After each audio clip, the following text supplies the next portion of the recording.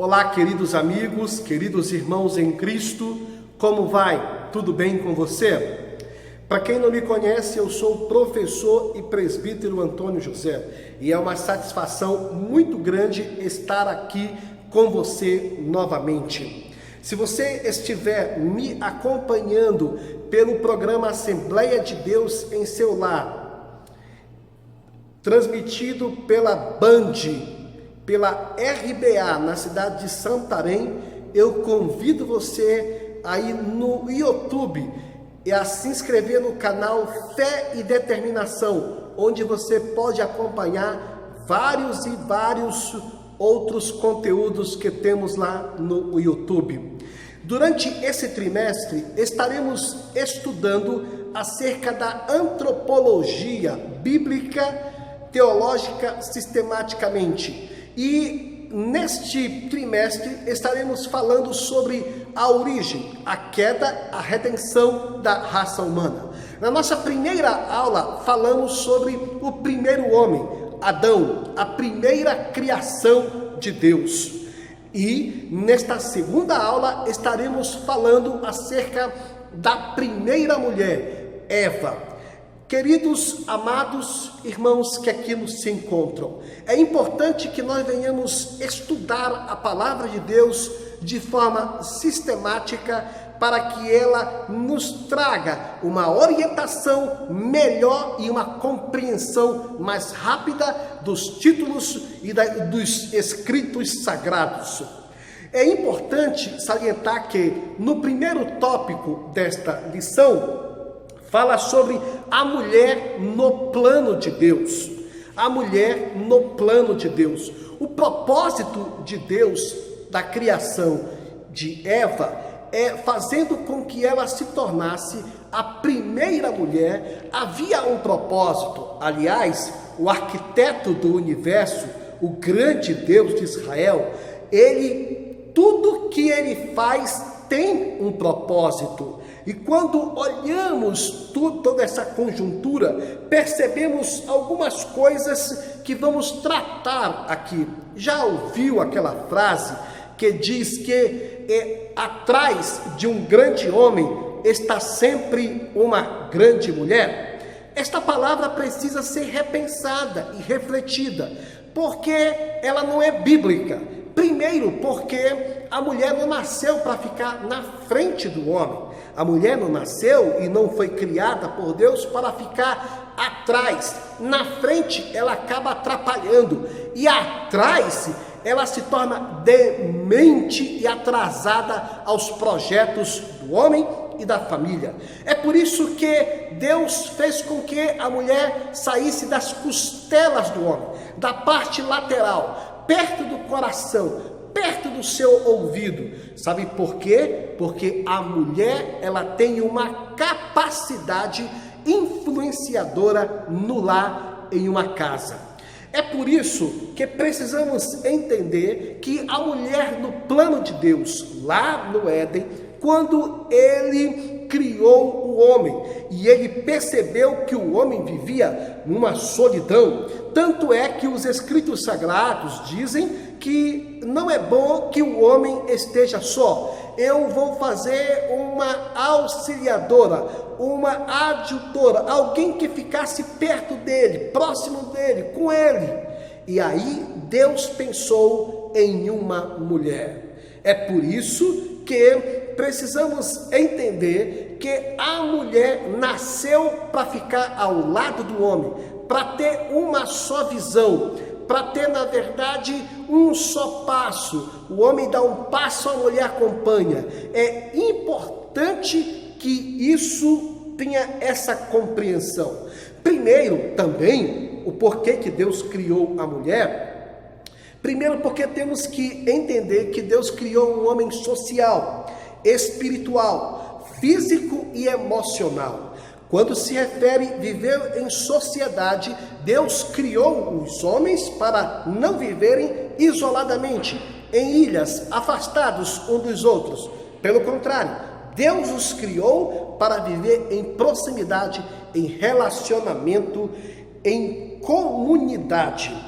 Aqui tem algo interessante para pontuar aqui.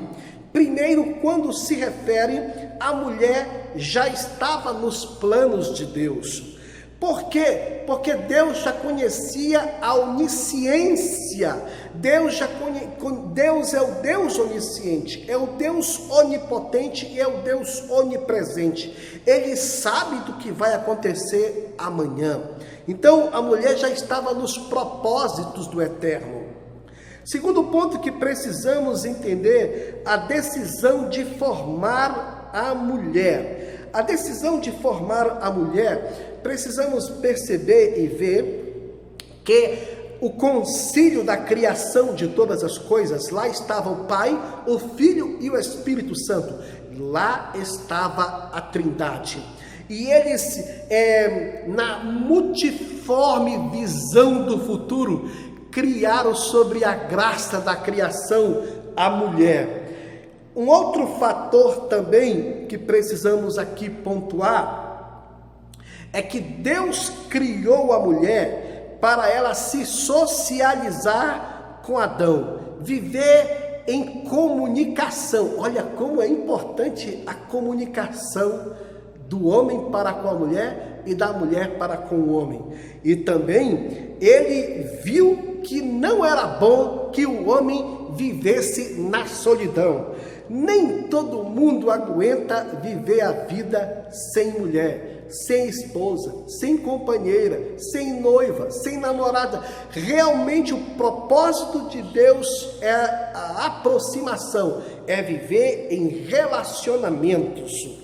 Um fator também que precisamos entender é que de todos os evangelistas que existem, evangelista Marcos, evangelista Mateus, evangelista João, dos 4 evangelhos, tem um que se diferencia, e o nome dele é Lucas. Lucas e sua visão sobre as mulheres e o ministério de Jesus. Lucas, ele era um diferenciado. Aliás, Lucas, ele era um historiador. Lucas é autor do livro de Atos, livro do Evangelho de Lucas, e Lucas, ele era médico, e ele era um discípulo, um apóstolo, mas ele narra a presença feminina no ministério de Jesus de uma forma muito interessante, como a mulher era importante ou era interessante nesse ministério. Primeiro porque ele narra de um prisma diferente, quando o assunto é mulher. Ele fala de detalhes, como Maria, mãe de Jesus, Isabel, a mãe de João Batista, a profetisa Ana. Ele narra também e fala das viúvas, das mulheres que acompanhavam o ministério de Jesus. Narra também Maria e Marta, amigos ali de Jesus, irmãs de Lázaro, e ele narra também que ele fala das mulheres que ficaram ao pé da cruz. Muitos dos discípulos, eles sumiram, desapareceram ali naquela situação triste e vergonhosa de Jesus na cruz, mas a Bíblia fala que as mulheres estavam ali ao pé da cruz, inclusive a mãe de Jesus. Também o Evangelho de Lucas, ele traz uma conotação muito interessante, falando das mulheres, e o próprio Jesus, ele quebra vários paradigmas, quando ele, por exemplo, dá uma porta de saída, dá uma palavra de reflexão quanto àquela mulher pecadora, que foi pega em flagrante adultério, que ali deveria estar também o marido, ali, ou o homem, supostamente, melhor falando, pego em flagrante adultério. Pelo contrário, a religião da época oprimia as mulheres, e Jesus simplesmente perguntou: se alguém não tem algum pecado, seja o primeiro a atirar a pedra. Então, olhamos também pela visão que Jesus teve, o comportamento que ele teve com a mulher samaritana. Supostamente falando, era uma mulher elegante, uma mulher bonita.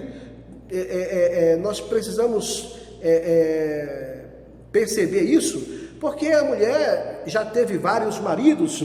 E um outro fator também é que os próprios discípulos acharam aquela postura de Jesus um pouco fora da normalidade, do comportamento judaico. Pense bem, você tem que ler a Bíblia, perceber nela que tem traços e comportamentos culturais, tradicionais daquela religiosidade, daquela época. Pelo contrário, o Senhor Jesus, ele fez com que se revelasse para a mulher samaritana e ela se tornou uma mulher extraordinária no campo missionário. Então, quando nós olhamos também pelo ponto de vista da mulher em si, a gente percebe um fator também interessante, é que Paulo, ele fala muitas palavras baseadas na sua convicção cultural sobre questões da mulher. Precisamos muito não confundir essas coisas, como que a mulher vivesse embaixo de um jugo, de uma servidão ou de qualquer outra coisa que viesse a oprimi-la. Então, para finalizar esse tópico, pensamos aqui sobre a mulher, uma pessoa necessária. A mulher não é uma cruz, não é um fardo, não é um peso. Provérbios capítulo 14 diz que toda mulher sábia, ela edifica a sua casa, mas a tola, com as próprias mãos, ela destrói, ela derruba. Aqui tem um fator também para a gente colocar aqui, que está no segundo tópico. O segundo tópico, ele narra a criação da mulher. A criação da mulher, e apresenta aqui a primeira anestesia. Sabe qual é a função de um anestesista? A função de um anestesista é simplesmente olhar o comportamento, aplicar a anestesia e olhar o comportamento do corpo. Pelo ponto de vista, o anestesista, ele cuida e acompanha o paciente nas funções do corpo, como pressão arterial, o pulso, os batimentos cardíacos, a temperatura do corpo e etc. Por que é importante isso? Porque é uma forma de ver o desenvolvimento daquela cirurgia e o comportamento da forma como o paciente vai estar.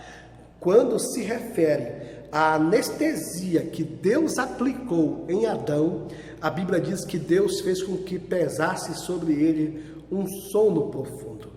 Ele simplesmente apagou. E é interessante quando se fala sobre a primeira cirurgia. A primeira cirurgia, a Bíblia não narra quanto tempo, qual foi a duração, quantas horas, dias isso aconteceu, em quanto tempo isso durou. Mas a Bíblia narra que Deus fez aqui da costela, tirou aqui da costela do homem, e da costela do homem fez a primeira engenharia genética, ou seja, da coleta do DNA, o material genético próprio, apropriado para criar a mulher.